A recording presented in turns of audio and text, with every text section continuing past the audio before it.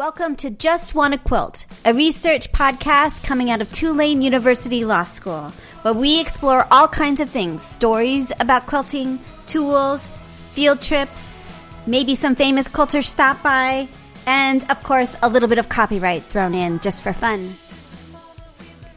I'm Elizabeth Townsend-Guard, your host. I'm a law professor at Tulane University Law School. I also hold 2 fellowships right now, one at the Business School and one at the Newcomb Institute at Tulane. And I just want to quilt. So Dr. Chad Roy, director of Infectious Disease Aerobiology, who works out of the Tulane Primate Center, joins us. And it's an awesome interview.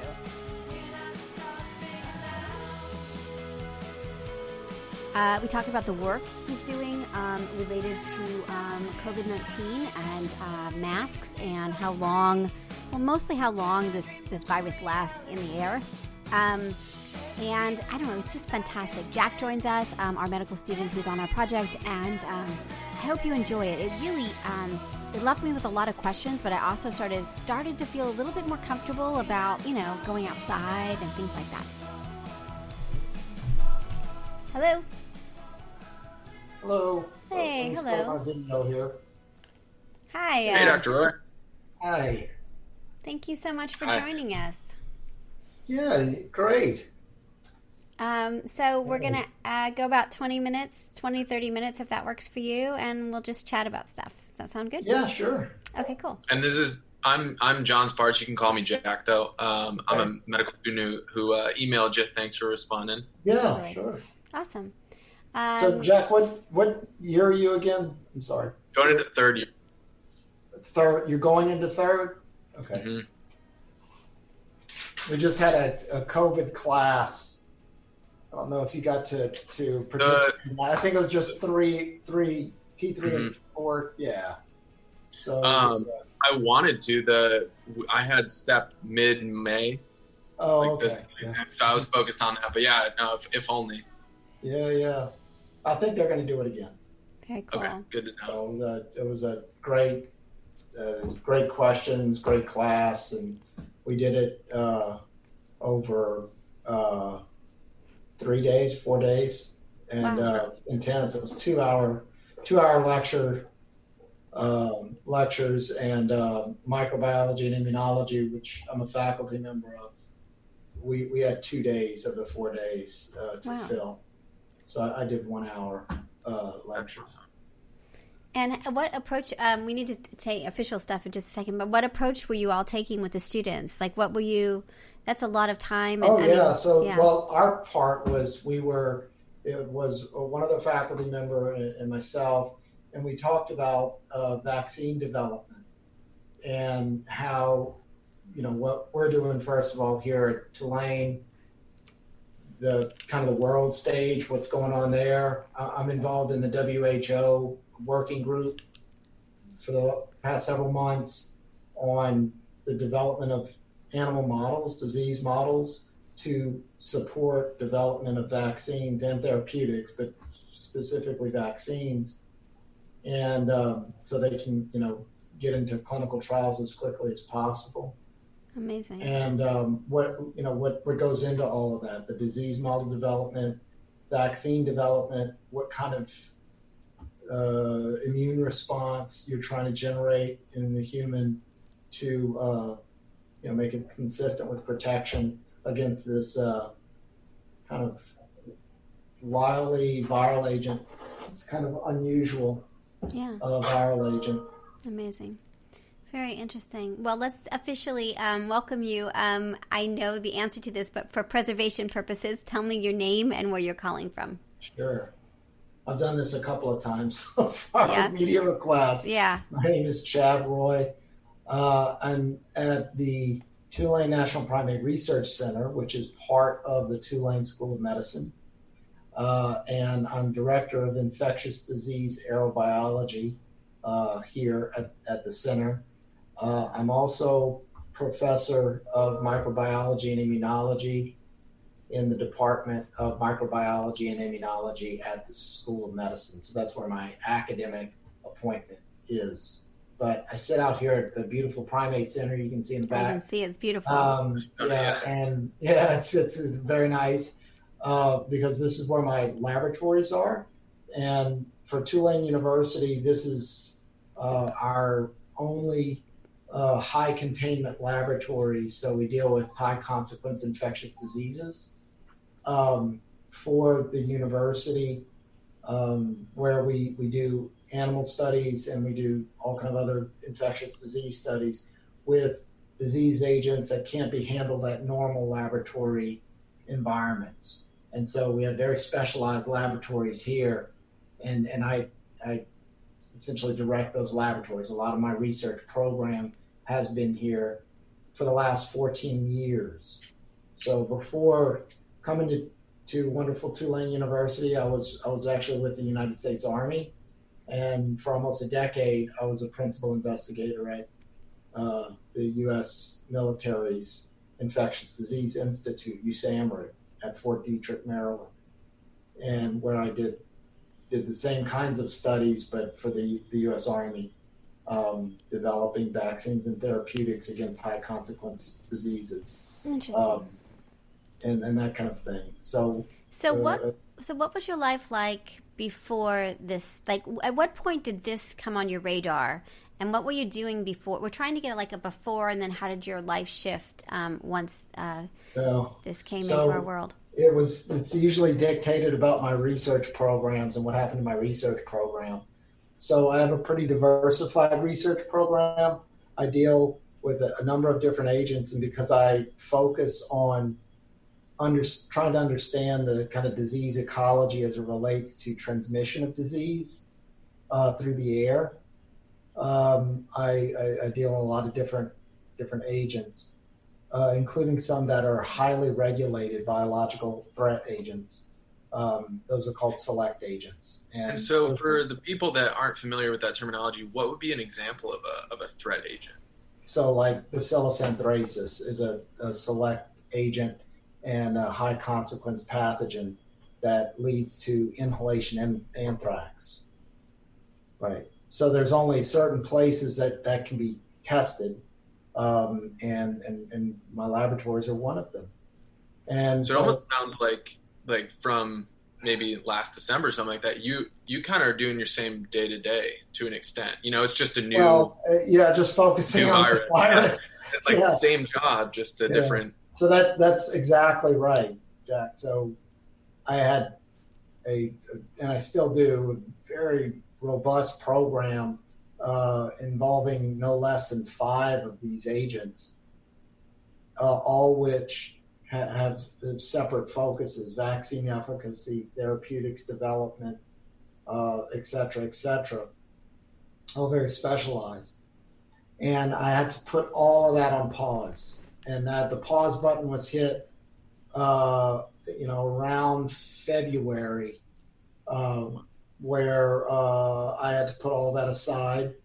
The laboratory staff, my lab manager, my program manager, all the technicians, et cetera, had to stop what they were doing and refocus effort on SARS-CoV-2.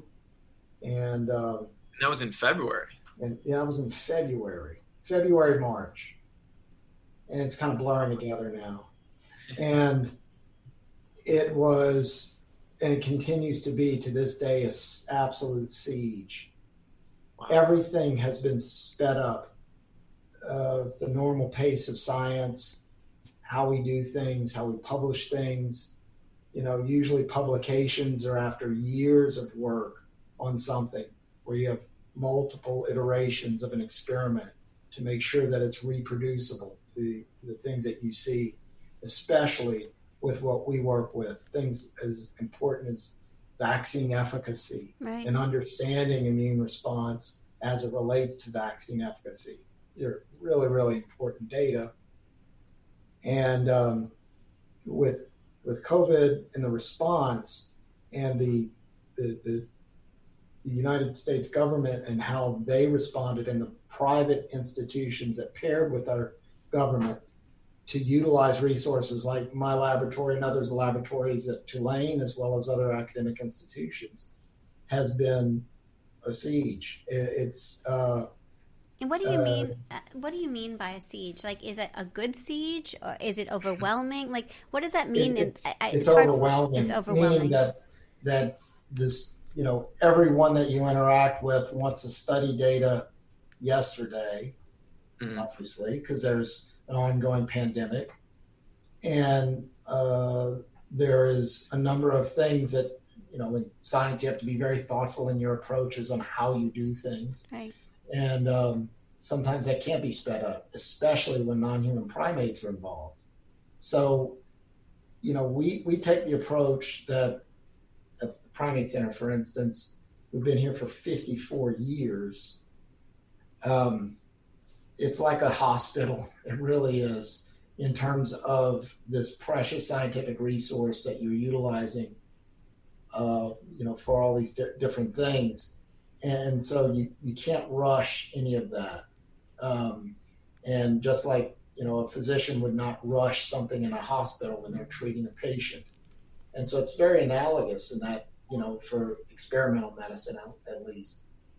And so that's what I'm talking about when I say it's a siege, as well as some of the early things that we did in response to this, this pandemic, which was characterizing the virus itself and how it transmits in the air. Right. And we have very specialized tools. Animals aren't involved in this part, to where we can understand how long in the air it takes for a virus if it does get airborne. And so we did a series of experiments that we tested that essentially. And what did you find? But we only did one iteration of the experiment, and we put it into a preprint to get published. We're about to publish that data, and even on a preprint, it created an incredible amount of interest, to where I had news media outlets from as far as Australia looking for me. That's a lot. So one that's of the like few times. Yeah. Oh, sorry. It's okay. So what I was saying is, so tell us a little bit about what you found, but also like had you had that kind of publicity out in the world? Like, I think what's so interesting about this and why we're talking to you, we're a quilting podcast of all things, is the intersection of so many different areas that I would never be talking with you, right? Like, that's craziness. So I'm curious how you've handled the kind of general public and the media being so interested in the work that you do suddenly. Well, one thing that I've found out is that the media, as the way that I at least looked at it, and the people that I've talked to in the last month with outlets like the New York Times and Washington Post and ABC News and a number of different, is that they're such professionals and they do such a good job. I mean, I'm so impressed by them. They really just impressed me. Yeah. And I would have never, well, not never, but I just wouldn't assume that. I would think they're trying to catch the biggest headline and that kind of thing, but they really had a genuine interest in understanding, first of all, what was done, and then how translatable it is to kind of real life scenario. Right. And that's a difficult thing to do, because in science, you're looking at one specific thing in a very controlled environment to watch a change, right? Observe the phenomena. And so translatability can get really tough. And so they did a great job. They worked with me, and of all things, the Washington Post wanted to know, when's it safe to go into a restaurant? Right. The food writer. And she was asking all the right questions. They got published last week, and she did a fantastic job. Very interesting. Of translating that. Yeah. And what we did. So to your first question, what we actually did. Yeah. So we have, without getting into the details of it, we had virus here, and we generated an aerosol of those virus, the virus liquid. And we made aerosols that were about 2 microns in size. So that if you can imagine a kind of a liquid droplet of 2 microns, which is very, very small and highly respirable.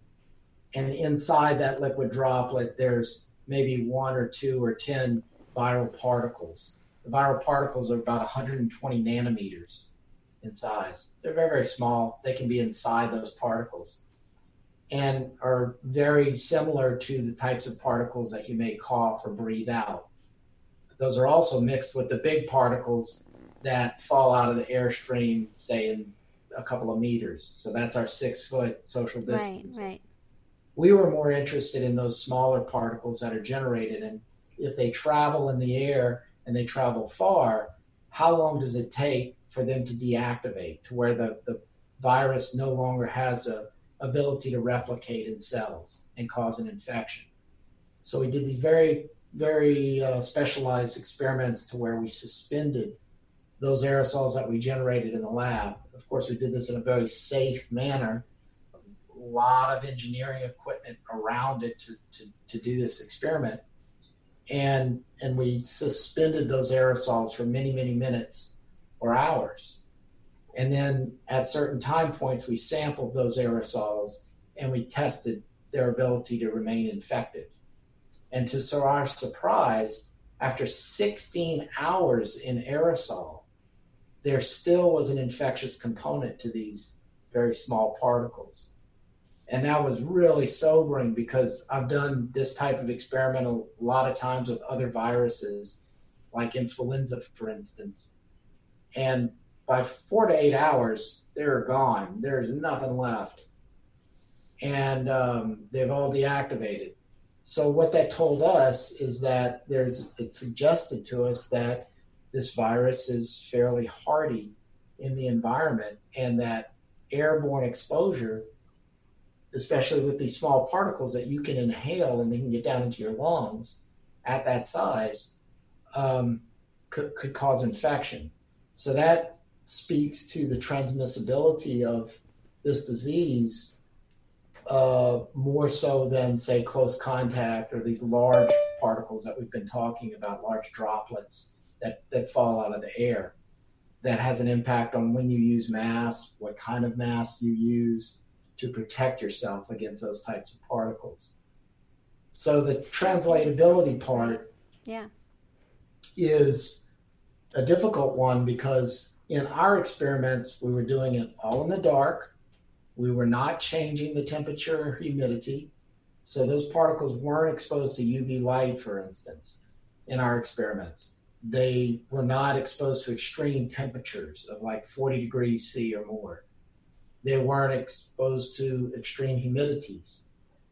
Some collaborating laboratories showed that if those size particles were exposed to UV light, like sunlight, the deactivation goes from hours and hours and hours, like we showed, down to about a minute. Really? That was kind of reassuring. Yeah. So, what's the translatability of that? Yeah. The answer. I'm not going to lie. When you said 16 hours, I was like, oh my God. Yeah, I know. I don't know what I'm going to do. Us too. And so that's why this paper that we're about to have it published, it was so shocking to a lot of people that were otherwise uninitiated with infectious disease aerobiology scientific publication, which nobody's other than maybe 10 or 12 Right. of us in the world or really care, Right. all the rest of the time. Right. And we had a good laugh about it because, it's just this little corner of science that I've been doing for 25 years, but nobody cares about, Right.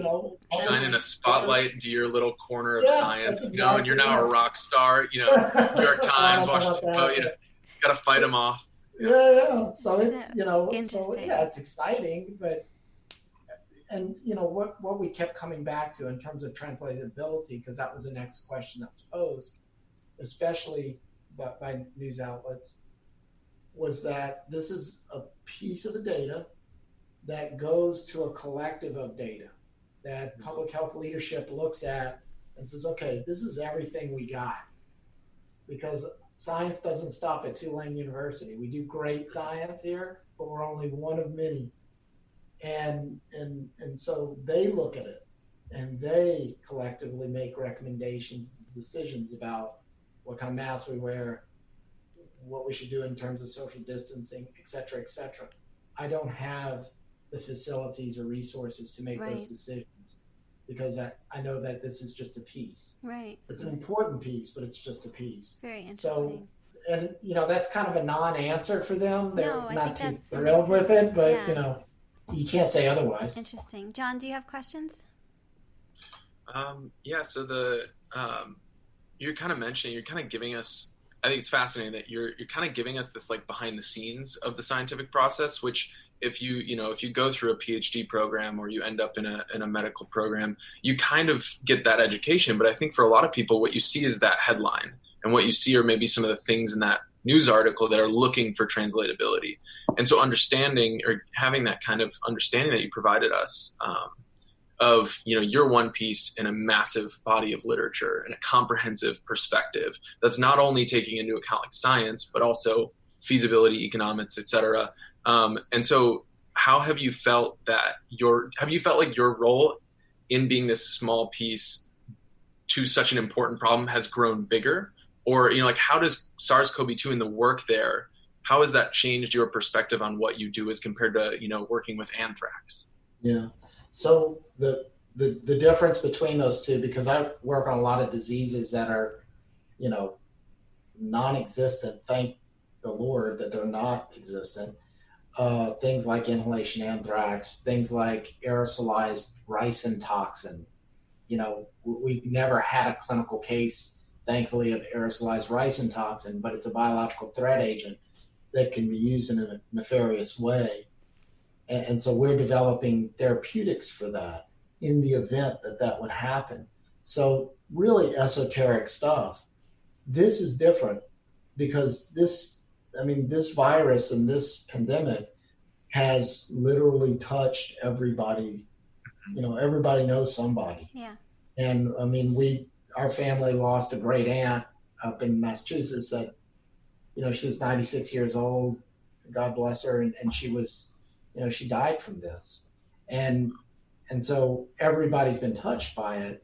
And so it's different working on something that is now kind of, everybody knows about it. Everybody's concerned about it.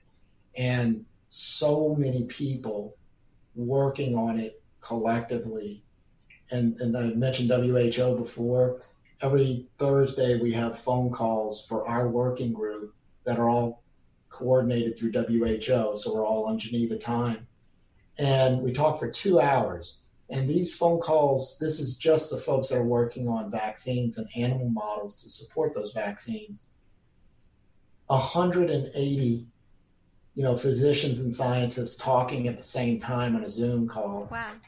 We use WebEx, but and just ever since this has started, and absolutely no hesitation to share data.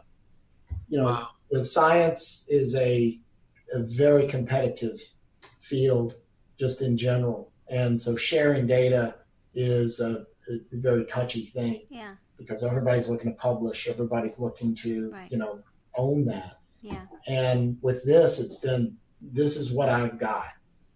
So I'm working very hard on developing an aerosol disease model to support vaccines that are, being supplied to us through collaborations. This is like frontline stuff and characterizing pathophysiology associated with that disease in the rhesus macaque, which is very similar to us, but, a monkey is not a man necessarily, but it has many of the same biological and physiological responses to this. So these are incredibly important work and sensitive work. And so being involved in that and then translating that to this big group, for instance, is really refreshing. I've never done it before. It's really that interesting. All these places, government, the U.S. government, other governments, the French government, the Wuhan Institute's involved. in those meetings as well, the stuff that they're doing. Academic centers like Tulane, Mount Sinai, others, as well as private organizations, Sanofi Pasteur and Merck, and all the big companies that have incredible resources to do that. Everybody's sharing this data together. And that is, to me, that seems really remarkable. I'm an intellectual property professor, so we always end up with these questions on that's what I teach, that's what I focus on, and I'm curious on that side of it. Because you do have trade secrets and patents and all kinds of other stuff. And I'm curious, has that been put aside, or are companies saying we're all going to, like, how is this happening, I don't know the details of it, but like Sanofi Pasteur is a great example.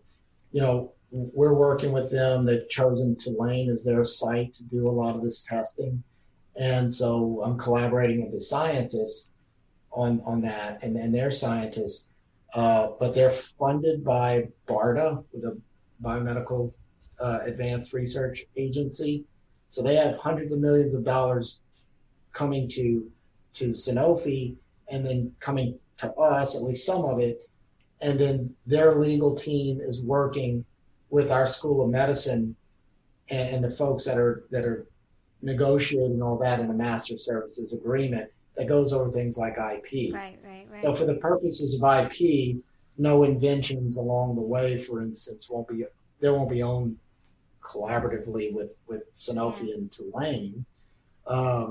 Tulane kind of gives that up because we're an academic center, at least in this case.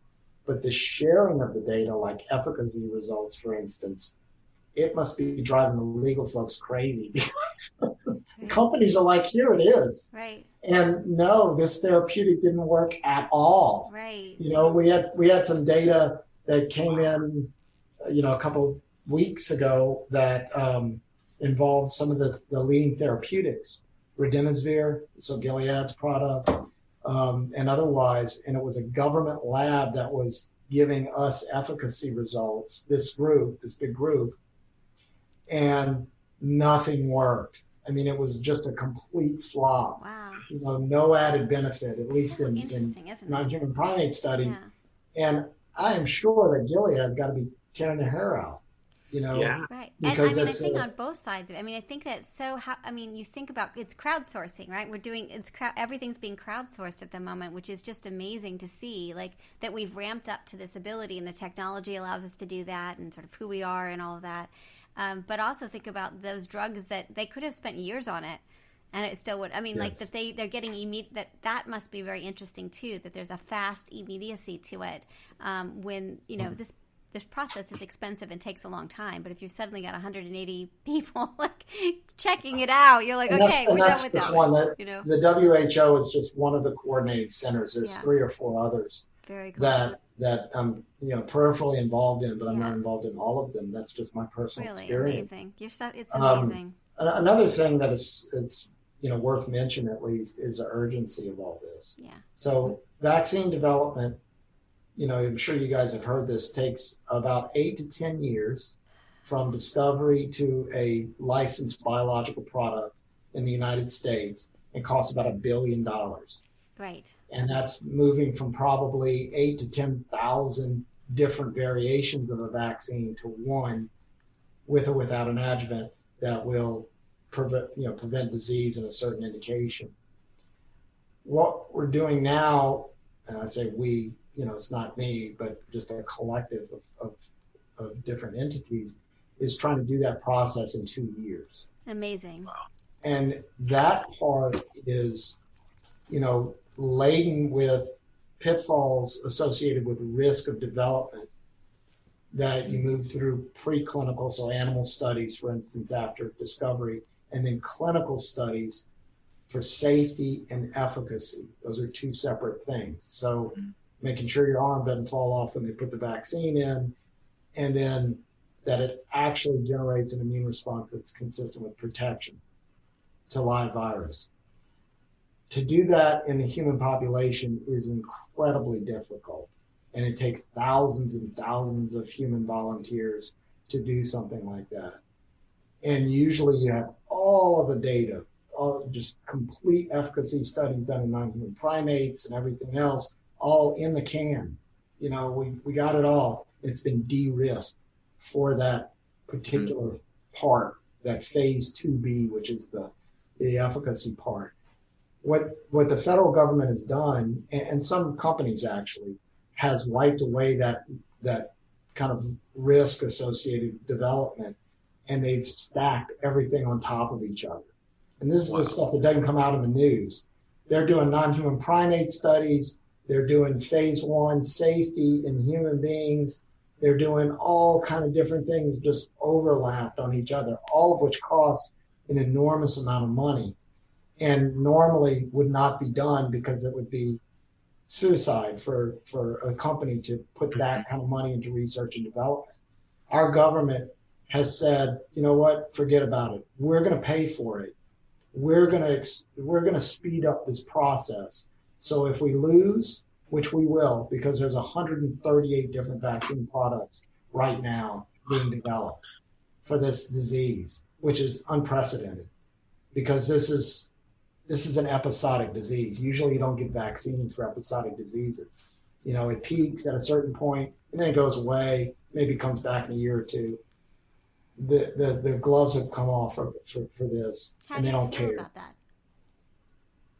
I think it's an amazing response, for something that, at least from my perspective, and the transmission and what we're seeing with this is going to be around for some time. And if it's not, great, awesome. Everybody's going to be super happy. But we need to be conservative in our approach, and by transmission and how it hangs out in the body. Yeah. And a lot of other scientific details around it. But this virus does not go away. It stays and stays and stays, like in the nasal mucosa, with experimental infections at least, it'll be there for months and it will not go away. Same is not true for things like flu or other viral diseases that are respiratory borne. They go away. And this one isn't. So the risk of viral shedding and transmission, especially in asymptomatic individuals, is much, much higher. So my thoughts are, is it going to wane during the summer? Yeah, probably so. We won't see as much disease during the summer. It's going to continue to fall. But this autumn, when flu season gets started, this is going to be in the mix. And it's going to be compounded by being right in flu season. So I think we've got a big challenge ahead in the fall. Yeah, so I don't know how you feel about this, but I'm curious because I know we've already kept you half an hour. How are you protecting your family? What are you saying to kids that have to go back to school? Like what do we do? What do we do when we're in this kind of interim period of kind of fear and not? I mean, I just don't know what your thoughts are about that side. Yeah. So I've got a junior, soon to be a senior at Tulane University, and I've got a freshman, soon to be a sophomore at Seattle University, of all places. Right. In downtown Seattle. Yep. And I've got a 15-year-old in St. Paul's High School here on the North Shore. And my wife is in public health, so it's a all hands on deck for our family. And we're approaching this in a conservative manner, meaning we're kind of practicing the 3 C's right now. The if I can remember them, the crowded spaces, confined areas, and I can't remember the third one. To where we're taking a reasonable person approach to the use of personal protective equipment. Meaning, if we're out walking in our neighborhood, we're not wearing masks. If we're not around other people.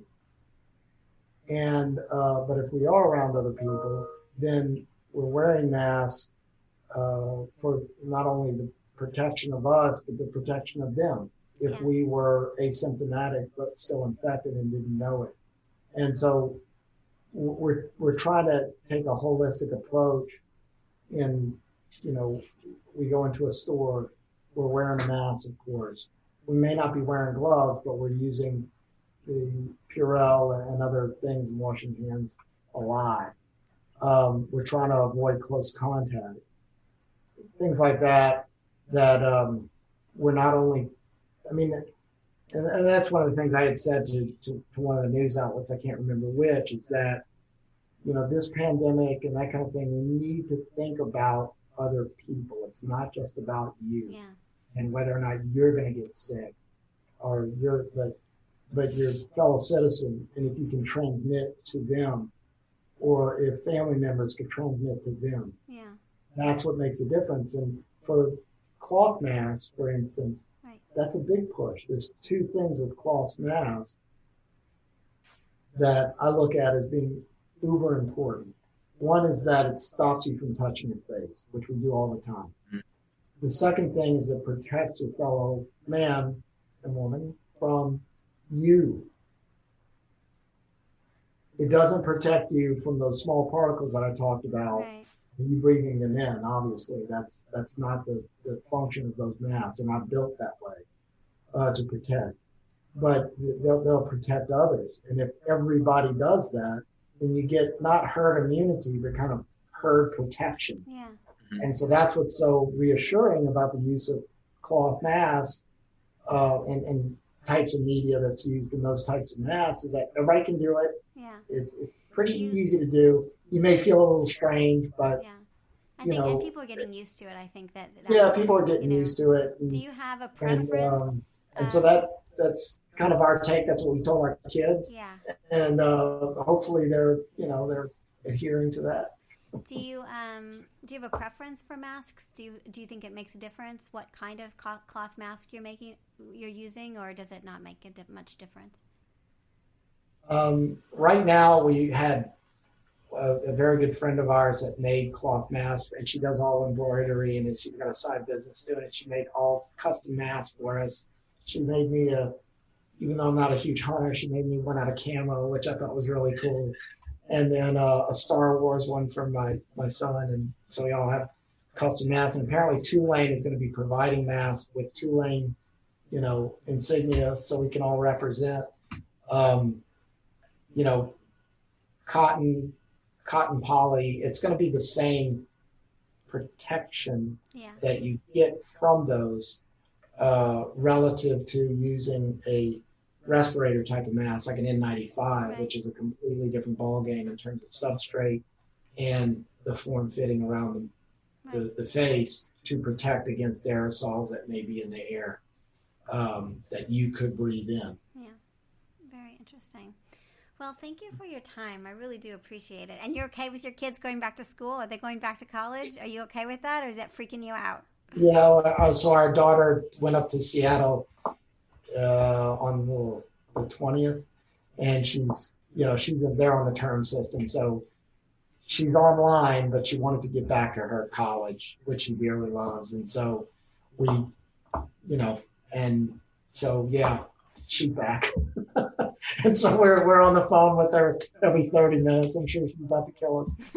And then my son actually quarantined at Tulane, down in the city. Mm-hmm. He lives uptown, so and he was very, good head on his shoulders. So he did the right thing, and he plays Tulane soccer too, and so he's been practicing, but only by himself or with one other teammate on the other side of the field. That's crazy. Stuff like that. So we're secure that he's doing the right thing.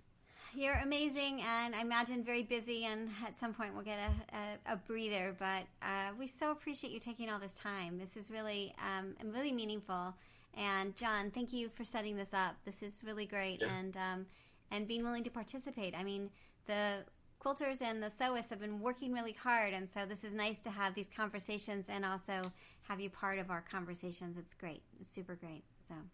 Yeah, well, you're very welcome. Nice talking to both of you. And you're okay with us posting this without review? Do you need to review it? You didn't say anything naughty. No, I don't think I said anything. That's my legal hat. I'm a law professor, so I have to ask you. That's my job. Disclaimer, I guess. Exactly. Yes, exactly. You're like, why did you post that?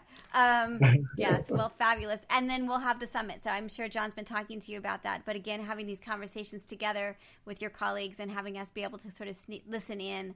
And obviously on that, we're really interested in sort of what we can do in terms of masks and understanding and feeling more comfortable with understanding the science, so that we're trying to get it out to all the sewists and quilters out there. And there's a huge amount. So that's absolutely great. And I just want to mention one other thing is that it was 2 to 3 weeks ago, I did a kind of a webinar essentially with the Migrants Clinicians Network, and it's a group of clinicians that are focused on migrant rights and health, and they're in agriculture, and they're kind of a forgotten population in this, and in terms of protection and what they do. And so the gentleman that I did it with is he's at Johns Hopkins, but he works full time for this migrant network, clinicians migrant network. Anyway, the webinar is out there, and if anybody wants more information as it relates to clinical practice and almost like translation of science into clinical practice, then I'd encourage them to look it up. I think it's posted, and it's like an hour long, and it's I was really fortunate to be one of the. It was just myself and a clinician, not another clinician, but a clinician. He did a fantastic job. I learned so much. And how would we find it? What do you think we should look for to find that? Because I think that would be great. So let me tell you.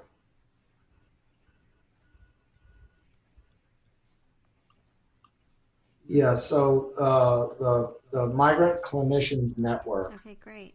And is their nonprofit organization. Awesome. I'll take a look for that. I'm sure people would be very interested. So you can look it up, and it's posted on there. It was 2 to 3 weeks ago. Fantastic. And so much information as it relates to this and the wonderful work they're doing. So yeah, awesome. Fabulous.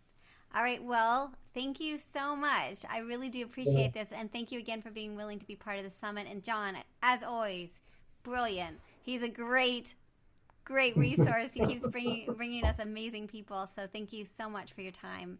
I really appreciate it. Nice meeting both. All right. We'll send you a link. Thanks, Dr. Roy. All right. Bye-bye. All right. Bye. So you've been listening to Just Wanna Quilt, a research podcast coming out of Tulane University Law School. And I'm Elizabeth Townsend Gard. If you like this podcast, keep listening. Also, we have a Facebook group. Come join us. We talk about a lot of things. We also have an Instagram account. And of course, most importantly, I really hope you get a chance to quilt today.